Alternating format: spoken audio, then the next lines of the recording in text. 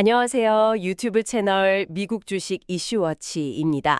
오늘은 나스닥 NSQDU에 대해 아주 깊이 파고들어 볼까 합니다. 네, 우리가 보통 기술주 중심의 증권거래소로 잘 알고 있는 바로 그 나스닥이죠. 맞습니다. 그런데 이제 단순히 주식을 사고 파는 시장 운영을 넘어서요.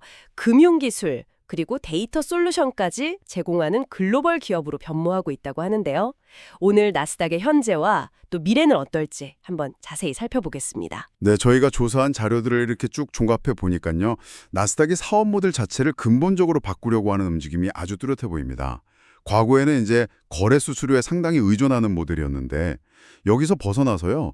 기술과 데이터를 중심으로 한 그런 구독 기반의 수익 모델로 전환하려는 노력이 확실히 보이더라고요. 그렇군요. 그럼 이 변화가 과연 나스닥이라는 회사의 가치를 어떻게 재정의하고 있을지, 또 앞으로 어떻게 될지 다양한 각도에서 면밀히 분석해 볼 필요가 있겠네요. 네, 그래서 오늘 이 시간에는 나스닥의 그 변신 과정, 그러니까 사업 구조가 어떻게 진화하고 있는지, 그리고 그에 따라서 재무적인 성과는 어떤지, 효율성은 괜찮은지, 또 앞으로 나스닥이 마주하게 될 수 있는 잠재적인 위험 요인이나 성장 기회는 무엇인지 정말 하나하나 좀 따져보려고 합니다. 좋습니다. 이 논의를 좀 더 입체적으로 만들기 위해서 오늘은 저희가 약간 역할을 나눠서 이야기를 풀어가 보려고 합니다. 네, 저는 나스닥이 가진 강점, 그리고 밝은 미래 전망, 특히 성장 잠재력 쪽에 초점을 맞춰서 긍정적인 측면을 주로 말씀드리도록 하겠습니다. 그럼 저는 반대로 나스닥이 직면한 어떤 도전 과제들, 그리고 잠재적인 위험 요인들을 좀 더 날카롭게 짚어보면서 균형 잡힌 시각을 제공하는 역할이 맡겠습니다. 뭐 빛이 있으면 그림자도 있는 법이니까요. 자, 그럼 나스닥에 대한 심층 분석 지금부터 시작해 볼까요? 먼저 나스닥의 변혁과 비즈니스 모델부터 살펴보겠습니다. 네, 좋습니다. 나스닥이 가장 큰 변화라고 한다면 스스로를 더 이상 단순 거래소로만 보지 않는다는 점이에요. 글로벌 금융시장의 기술 및 데이터 솔루션 공급자, 이게 나스닥이 추구하는 새로운 정체성이라고 할 수 있습니다. 핵심 가치는 금융시장의 효율성, 투명성, 그리고 규제 준수를 자신들의 기술 리더십으로 이끌어가겠다는 상당히 야심찬 비전이죠. 비전은 참 거창한데요. 현실은 어떤지 좀 봐야겠죠. 과연 그 전환이 얼마나 성공적으로 이루어지고 있을까요? 저희가 들여다본 바에 따르면 여전히 매출의 상당 부분, 그러니까 한 30%에서 40% 정도 되는 것 같은데요. 이 부분이 변동성이 큰 시장 서비스, 즉 거래 수수료에서 발생하고 있습니다. 아, 네. 그 거래 수수료 부분 말씀이시죠? 네, 아시다시피 이 시장 서비스 부문은 시장 상황에 따라서 실적이 크게 출렁일 수밖에 없고요. 또 연간 성장률 전망치 자체도 0%에서 한 3% 수준 매우 낮게 나오고 있습니다. 이걸 보면 기술 기업으로 완전히 변신했다고 하기에는 글쎄요. 아직 전통적인 거래소의 그림자가 좀 짙게 남아있는 셈 아닌가 싶습니다. 물론 그 점은 사실입니다. 하지만 중요한 건 성공적으로 전환 중이라는 그 방향성이라고 봅니다. 나스닥은 전통적인 거래소 비즈니스 비중은 계속 줄여나가고 있고요. 대신 기술, 데이터, 솔루션 기반 사업으로 무게중심을 꾸준히 옮겨가고 있거든요. 이것이 바로 재무적인 안정성을 높이고 또 시장에서 더 높은 가치평가, 그러니까 밸류에이션 프리미엄을 받을 수 있는 핵심 동력이라고 할 수 있습니다. 특히 주목할 만한 점은요. 나스닥이 추구하는 모델이 데이터 기술 기반 에셋 라이트 플랫폼이라는 겁니다. 에셋 라이트, 자산 경량화 모델이라는 말씀이시군요. 쉽게 말하면 은행처럼 뭐 거대한 자본이나 실물 자산을 많이 보유하지 않고도 사업을 할 수 있는 방식? 뭐 이런 거죠? 네, 정확합니다. 나스닥은 대규모 공장 설비 투자 같은 것 대신에요. 지적 재산, IP, 그리고 데이터라는 무형 자산을 핵심 경쟁력으로 삼고 있습니다. 따라서 상대적으로 적은 고정자산 투자로도 사업 확장이 가능하고요. 특히 이제 구독형 서비스처럼 반복적으로 발생하는 매출 비중이 높아지고 있다는 특징이 있죠. 이게 바로 뛰어난 자본 효율성으로 이어지는 겁니다. 여기에 더해서 나스닥이라는 브랜드 자체가 가진 그 막강한 힘도 무시할 수가 없습니다. 글로벌 인지도나 신뢰도가 워낙 높다 보니까 신규 고객들, 특히 대형 금융기관들을 유치할 때 마케팅이나 영업에 드는 비용, 우리가 흔히 CAC, 고객 획득 비용이라고 하죠. 이걸 상당히 절감하는 효과가 있습니다. 브랜드 파워의 이점은 저도 인정합니다. 근데 기술 기업으로 완전히 변신했다. 아직 좀 무리가 있어 보입니다. 금융기술, 그러니까 핀테크 분야는 이미 경쟁이 매우 치열한 레드오션이잖아요. 그렇죠. 나스닥 말고도 정말 수많은 기업들이 시장에서 지금 각축을 벌이고 있는데 과연 나스닥이 이 치열한 경쟁 속에서 확실한 우위를 점하고 있다고 단언할 수 있을지는 저는 좀 의문입니다. 경쟁이 치열하다는 건 그만큼 시장이 매력적이라는 반증이기도 하겠죠. 나스닥은 이 기회를 놓치지 않고 목표 시장, TAM이라고 하죠. Total Addressable Market, 이 자체를 굉장히 크게 확장했습니다. 전통적인 거래소 서비스 외에도요. 예를 들어 나스닥100 지수 라이선스를 판매한다거나 시장 데이터를 제공하는 것 같은 정보 서비스 분야, 그리고 금융범죄 탐지 솔루션, 규제 준수 기술, 렉테크, 거래 및 청산 시스템 제공 같은 시장 기술 솔루션 분야로 사업 영역을 성공적으로 넓혔습니다. 아, 사업 영역 확장은 했군요. 네, 특히 이 기술 솔루션 분야는요. 전 세계 금융기관들의 디지털 전환 요구, 그리고 점점 강화되는 규제 추세에 힘입어서 매우 빠르게 성장하고 있습니다. 나스닥은 바로 이 성장세를 정조준하고 있는 겁니다. 목표 시장 확장은 긍정적으로 보입니다만 또 다른 불안 요소는 그 상장 서비스, 리스팅 서비스 매출이에요. 전체 매출에서 차지하는 비중이 한 10%에서 15% 정도로 적지 않은데 이 부문은 아시다시피 IPO 시장 경기에 따라서 실적이 크게 좌우됩니다. 네, 그럴 수 있죠. IPO 시장은 변동성이 크니까요. 네, IPO 시장이 화랑일 때는 좋겠지만 반대로 시장에 꽁꽁 얼어붙으면 이 부문 매출도 직격탄을 맞을 수밖에 없죠. 연간 성장률 예측치도 보면 2%에서 5% 수준으로 변동성이 꽤 크다는 점을 간과해서는 안 될 것 같습니다. 기술 기업으로 전환한다고 외치지만 여전히 이런 시장 상황에 의존하는 사업 구조에서 완전히 벗어나지는 못한 모습이라는 거죠. 변동성 요인이 있는 것은 사실입니다만 나스닥의 진정한 강점 중 하나는 바로 구독 기반 서비스의 안정성이라고 생각합니다. 정부 서비스, 특히 지수 라이센스 사업이나 시장 기술 솔루션 같은 경우는요. 금융기관 입장에서 보면 한번 도입하면 쉽게 다른 걸로 교체하기가 어려운 소위 미션 크리티컬 소프트웨어입니다. 아, 미션 크리티컬. 핵심 업무에 필수적이다. 이런 의미군요. 네, 그렇죠. 핵심 업무 수행에 필수적이라는 의미입니다. 따라서 교체 비용이 매우 높아서 고객 이탈률이 낮고요. 이걸 락인 효과라고 하죠. 그리고 대부분 장기 계약 형태로 이루어져서 아주 안정적이고 예측 가능한 수익 흐름을 만들어줍니다. 이게 바로 변동성이 큰 거래 수수료와는 확연히 다른 나스닥의 핵심적인 매력 포인트라고 할 수 있겠습니다. 자, 그럼 이제 나스닥의 재무적 성과와 효율성을 좀 더 자세히 들여다볼까요? 앞서 말씀하신 그 에셋 라이트 모델이라든지 구독 기반 서비스 확대가 실제 숫자로 어떻게 나타나고 있는지 확인해 볼 필요가 있겠습니다. 네. 여기서 나스닥의 진짜 체력을 좀 가늠해 볼 수 있을 테니까요. 네, 좋습니다. 재무 데이터를 보면 나스닥의 뛰어난 자본 효율성이 아주 명확하게 드러납니다. 대표적인 수익성 지표인 자기자본 이익률, ROE를 살펴보면요. 나스닥은 약 15에서 25% 수준을 기록할 것으로 예상됩니다. 15에서 25%요? 네, 이게 어느 정도 수준이냐면 평균 ROE가 만 10% 내외인 전통적인 상업은행들과 비교했을 때 월등히 높은 수치입니다. 은행들보다 최소 5%포인트에서 많게는 15%포인트까지 더 높은 수익성을 보여준다는 의미죠. 총자산 이익률, ROA 역시 4%에서 8% 수준으로 상당히 견조한 모습을 보이고 있습니다. ROE가 높다는 건 주주의 돈으로 얼마나 효율적으로 이익을 내는지를 보여주는 지표인데 은행보다 훨씬 높다는 점은 상당히 인상적이네요. 하지만 그 높은 수익성이 과연 지속 가능할지는 좀 의문입니다.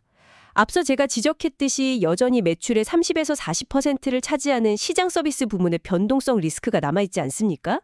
그렇죠. 그 리스크는 여전히 있죠. 만약에 시장 침체로 거래량이 급감한다면 이 높은 ROE도 흔들릴 수 있습니다. 한 분석에 따르면요.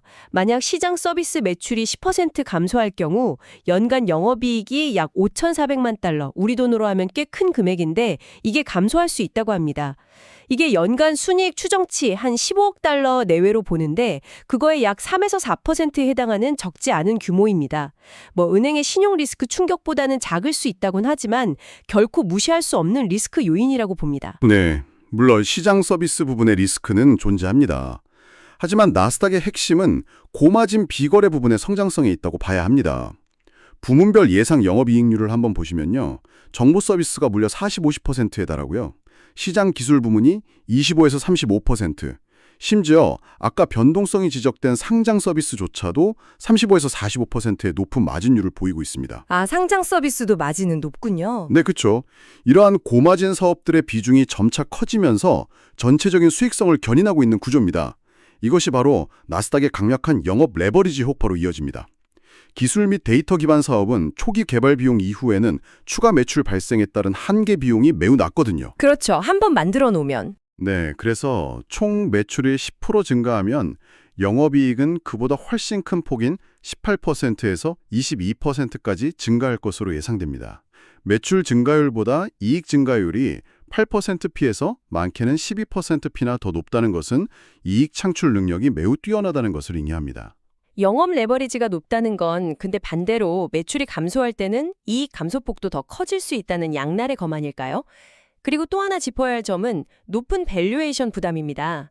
현재 시장에서는 나스닥의 PE 배수, 즉 주가 수익 비율을 15배에서 20배 이상으로 기대하고 있는 것 같습니다. 네, 기대치가 좀 높죠? 네, 이게 나스닥의 성장 스토리에 대한 기대감이 이미 주가의 상당 부분 반영되어 있다는 의미일 수 있습니다. 만약 앞으로의 성장세가 시장에 이런 높은 기대치에 미치지 못한다면 이 높은 밸류에이션은 오히려 주가 하락의 빌미가 될 수 있다는 거죠. 게다가 지속적인 연구개발, R&D 투자, 그리고 최근에 단행한 아덴자 같은 대규모 인수합병에 따른 통합비용 부담도 단기적으로는 마진에 압박을 줄 수 있습니다. 실제로 나스닥이 발표하는 실적 자료를 보면 조정 영업비용, Non-GAAP Operating Expenses라는 항목이 자주 나오는데 non-GAAP. 네. 이게 인수합병 관련 비용 같은 특정 항목을 제외한 수치잖아요. 회사의 핵심 영업 성과를 보여준다는 장점도 있겠지만 실제 발생하는 모든 비용을 투명하게 보여주지 않을 수도 있다는 점은 투자자 입장에서는 좀 유의해야 할 부분 같습니다. 투자 비용 증가는 어떻게 보면 미래 성장을 위한 필수적인 과정으로 봐야 한다고 생각합니다.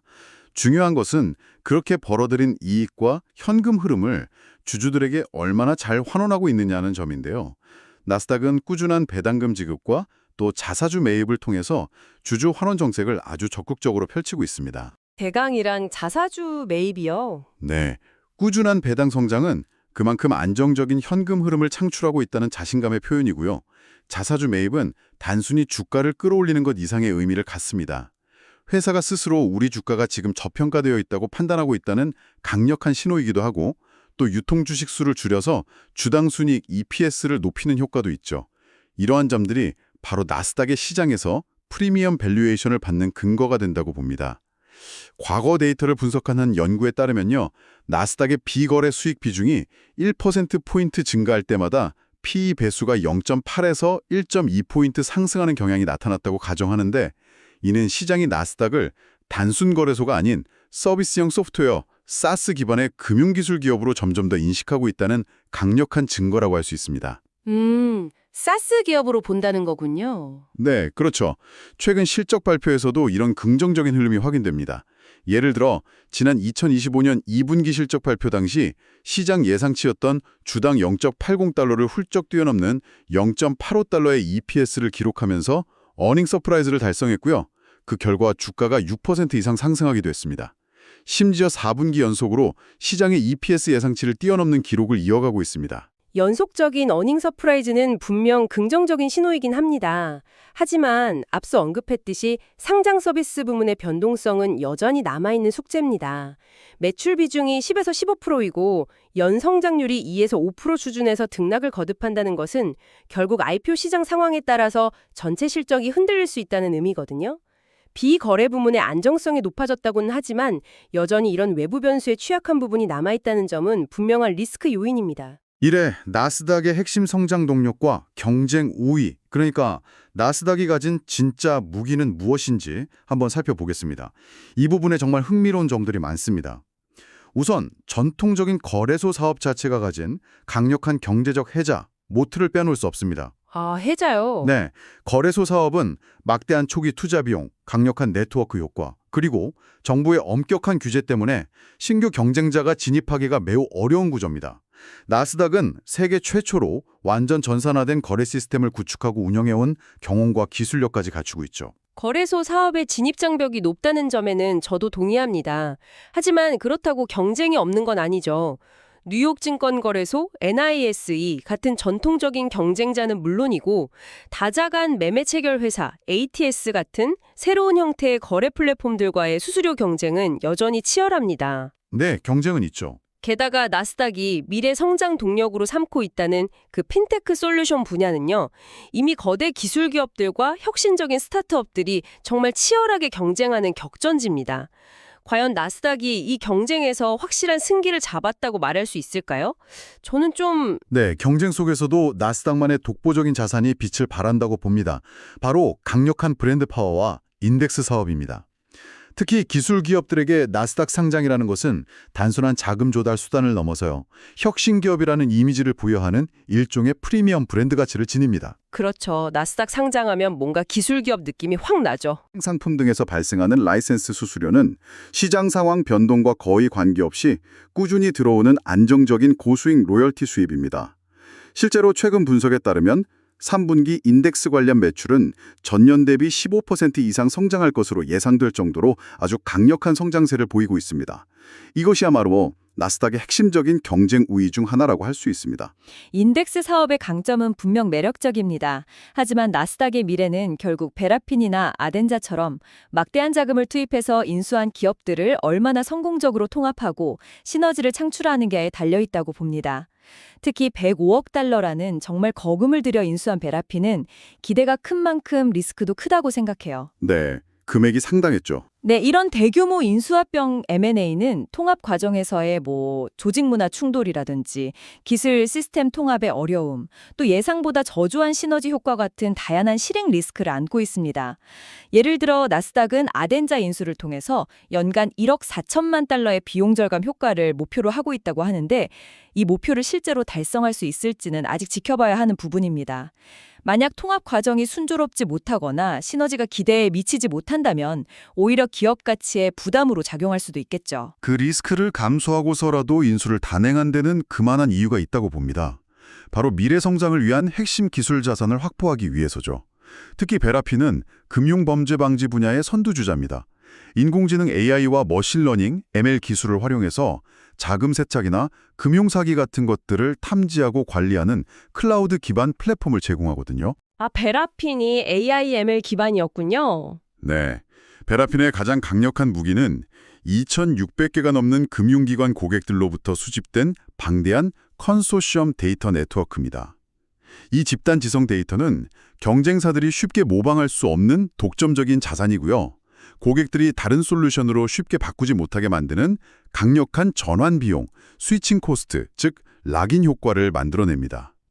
게다가 금융기관들은 규제 준수를 위해서 이러한 솔루션을 반드시 사용해야 하므로 경기 변동에도 상대적으로 덜 민감하고 안정적인 반복 구동 매출을 창출할 수 있습니다. 베라핀의 기술력과 그 데이터 네트워크의 잠재력은 인정합니다만 기술은 끊임없이 발전하고 경쟁 환경도 계속 변하잖아요.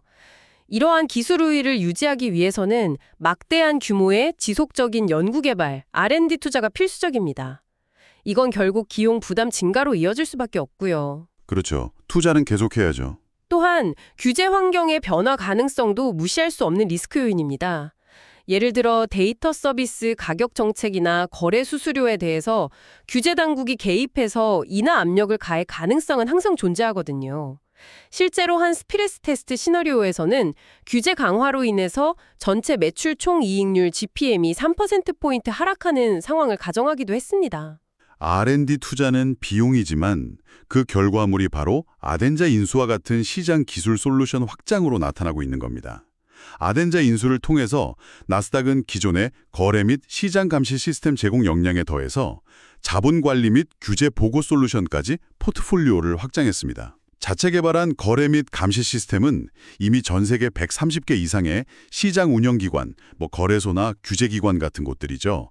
여기에 라이센스 형태로 판매되면서 높은 마진의 외부 수익원으로 자리 잡았습니다. 아, 자체 개발 시스템도 판매하는군요. 네, 그렇습니다. 이러한 기술력과 시장 확대에 대한 자신감을 바탕으로 나스닥은 중기적으로 연간 반복 매출, ARR 성장률 목표치를 10% 중반대로 제시했습니다. 이건 솔루션 사업 부문의 장기적인 고성장에 대한 강한 확신을 보여주는 대목이라고 할 수 있습니다. 더 나아가서 만약 규제 강화와 데이터 중심 금융 환경의 도래로 인해서 데이터 지수 사업과 금융범죄 방지, AFC 솔루션 같은 사스 부문이 연평균 15% 수준의 폭발적인 성장을 이룬다면 향후 5년간 전체 연평균 성장률 CAGR이 11-13%에 달하고 주가는 현재보다 45%에서 65%까지 상승할 잠재력이 있다는 아주 낙관적인 시나리오 분석도 있습니다. 와, 65% 상승이요? 네, 그야말로 나스닥이 핀테크 데이터 사스 기업으로 완전히 재평가받는 계기가 될 수 있다는 거죠. 그 장밋빛 시나리오가 현실화된다면 뭐 더할 나위 없이 좋겠지만 반대의 경우도 염두에 두어야 합니다. 만약 기술 및 데이터 서비스 부문의 성장률이 시장의 기대에 못 미쳐서 예를 들어 연 3% 수준으로 둔화된다면 어떻게 될까요? 그럴 가능성도 있겠죠. 이는 나스닥의 핵심 성장 동력이 훼손되었다는 신호로 받아들여질 수 있으며 그 결과 주가가 25%에서 35%까지 급락할 수 있다는 비관적인 분석도 있습니다.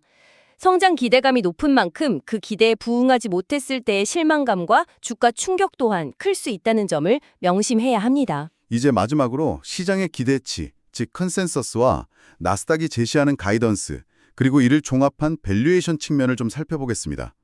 지금까지 논의된 긍정적 전망과 잠재적 리스크들이 실제 숫자에 어떻게 반영되어 있는지, 그리고 현재 주가 수준이 적절한지 판단해보는 단계라고 할 수 있겠죠. 네, 시장의 분위기는 일단 상당히 긍정적인 것 같습니다. 2025년 3분기 실적에 대한 시장 컨센서스를 보면요. 조정 주당 순이익 EPS는 0.84달러로 전년 동기 대비 13.5% 증가하고 총 수입은 12억 9천만 달러로 12.6% 증가할 것으로 예상되는 등 두 자릿수 성장에 대한 기대감이 형성되어 있습니다. 컨센서스가 높다는 것은 그만큼 시장의 눈높이가 높다는 뜻이기도 합니다. 그래서 단순히 컨센서스에 부합하는 실적을 내는 것만으로는 주가 상승을 이끌기가 어려울 수 있습니다. 한 분석에 따르면 만약 실제 EPS가 컨센서스인 0.84달러에 딱 맞춰 나온다면 주가 변동은 마이너스 1%에서 플러스 2% 사이로 아주 미미할 수 있다고 합니다. 아, 부합해도 거의 안 오른다는 거네요? 네, 그렇죠. 오히려 컨센서스에 약간 못 미치는 0.80달러를 기록한다면 실망 매물이 나오면서 주가가 마이너스 4%에서 마이너스 7%까지 하락할 가능성도 제기됩니다. 즉, 시장은 단순한 기대치 충족을 넘어서는 어닝 서프라이즈를 바라고 있을 가능성이 높다는 거죠.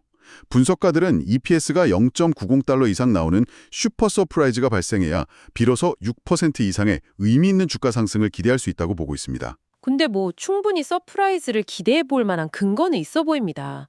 앞서 언급했듯이 나스닥은 과거 4분기 연속으로 시장의 EPS 예상치를 뛰어넘는 비트 경향을 보여왔거든요. 네, 그 점이 중요하죠. 게다가 최근 한 달 사이에 3분기 EPS 컨센서스가 2.4% 상향 조정되었는데 이건 시장 분석가들이 나스닥의 실적 전망을 점점 더 긍정적으로 보고 있다는 신호로 해석할 수 있습니다. 특히 앞서 강조했던 인덱스 관련 매출이 15% 이상 고성장할 것으로 예상된다는 점이 매우 고무적입니다. 따라서 컨센서스를 상회하는 한 0.87달러 정도의 EPS를 기록하면서 3에서 5% 수준의 주가 상승을 이끌 가능성이 가장 높다는 예측이 나오고 있습니다. 컨센서스 달성 가능성은 높아 보입니다만 그 실적의 질을 좀 따져봐야 할 필요가 있습니다. 나스닥은 조정 EPS나 넌갭 영업비용 등 비일반 회계 기준 넌갭 지표를 자주 사용합니다. 네, 넌갭 지표요. 네, 이게 뭐 특정 일회성 비용이나 인수합병 관련 회계 처리 비용 등을 제외하고 회사의 핵심적인 영업 성과를 보여주기 위한 목적이긴 한데 때로는 실제 발생하는 비용 부담을 정확히 반영하지 못할 수 있다는 점을 인지해야 합니다. 특히 아덴자 인수와 관련된 통합 비용 등이 이 넌갭 조정 항목에 포함될 수 있거든요. 아, 그런 비용들이 제외될 수 있군요. 네, 그럴 수 있습니다.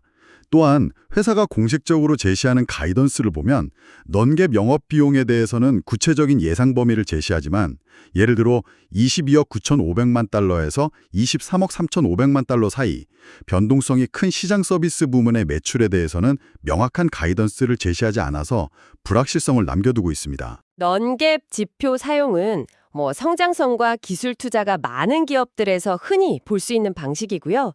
중요한 것은 회사가 제시한 가이던스의 신뢰도라고 생각합니다. 나스닥이 넌갭 영업비용 가이던스를 기존 범위 내에서 유지했다는 것은 아덴자 인수 관련 비용 통제가 예상대로 이루어지고 있음을 시사한다고 해석할 수 있습니다. 그렇죠. 비용 관리는 잘 되고 있다는 신호로 볼 수 있죠. 또한 중기 AR 성장률 목표치를 10% 중반대로 제시하고 아덴자 인수 시너지 목표, 그러니까 연간 1억 4천만 달러 비용 절감 목표 달성을 강조하는 등 장기 성장에 대한 자신감을 분명히 보여주고 있다는 점은 긍정적으로 평가해야 합니다. 가이던스 자체는 긍정적으로 보입니다만 최악의 상황을 가정한 스트레스 테스트 결과를 보면 여전히 안심할 수는 없습니다.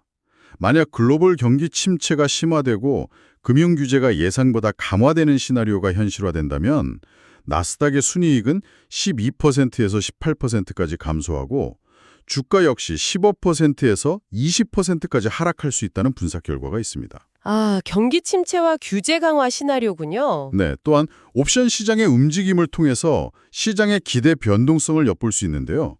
실적 발표 당일의 예상 주가 변동폭을 나타내는 내재 변동성 IV가 약 플러스 마이너스 1.9% 수준으로 추정된다는 분석도 있습니다. 플러스 마이너스 1.9%면 상당히 낮은데요. 네, 그렇죠. 이건 시장 참여자들이 이번 실적 발표에서 아주 큰 폭의 주가 변동, 그러니까 엄청난 서프라이즈나 쇼크를 기대하고 있지는 않다는 의미로 해석될 수 있습니다. 만약 예상과 달리 실적이 부진하게 나온다면 상대적으로 낮았던 변동성 기대와 맞물려서 실망 매물이 더욱 거세게 쏟아져 나올 가능성도 배제할 수 없습니다. 리스크는 항상 존재하지만 밸류에이션 측면에서 보면 나스닥의 현재 가치는 충분히 설명될 수 있다고 봅니다. 사업 부문별 가치를 합산해서 기업 가치를 평가하는 SOTP, Sum of the Parts 방식을 적용해 보면요. 안정적인 현금 흐름을 창출하는 전통적인 거래소 사업에는 상대적으로 낮은 PE 배수, 예를 들어 10배에서 15배 정도를 부여하고 고정장하는 데이터 지수 및 기술 솔루션 사업에는 높은 소프트웨어 기업 수준의 PE 배수, 예를 들어 20배 이상을 부여하는 것이 합리적이라는 거죠. 네, 사업 부문별로 가치를 다르게 매기는 방식이죠. 네, 이를 종합하면 전체적으로 PE 15배에서 20배 이상의 밸류에이션도 정당화될 수 있다는 분석이 나옵니다.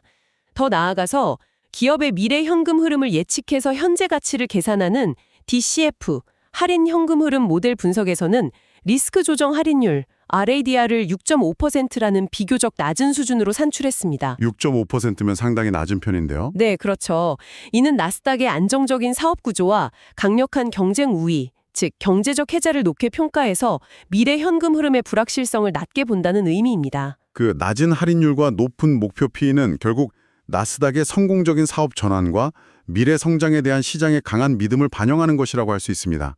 하지만 바로 그 점이 프리미엄 밸류에이션의 함정이 될 수도 있습니다. 현재의 높은 주가 수준은 이미 미래의 긍정적인 시나리오를 상당 부분 선반영하고 있을 가능성이 높거든요. 그렇죠. 기대감이 이미 가격에 녹아 있다는 거죠. 네. 따라서 지금 나스닥에 투자하는 것은 저평가된 가치를 사는 투자라기보다는 미래 성장에 대한 프리미엄을 지불하는 투자에 가깝습니다. 만약 앞으로 나스닥이 시장의 높은 성장 기대치를 충족시키지 못한다면 그동안 부여받았던 프리미엄은 빠르게 사라지고 주가는 실망감 속에 하락할 위험이 크다는 점을 반드시 인지해야 합니다. 투자 전략 체크리스트에서도 보면요. 솔루션 매출 성장률이 8% 미만으로 떨어지거나 조정 영업이익률이 55% 미만, ARR 성장률이 8% 미만으로 둔화되고 가이던스마저 하향 조정되는 상황이라면 매도를 고려해야 한다는 의견이 제시되고 있습니다. 물론 그 체크리스트에는 긍정적인 시나리오도 명확히 제시되어 있습니다.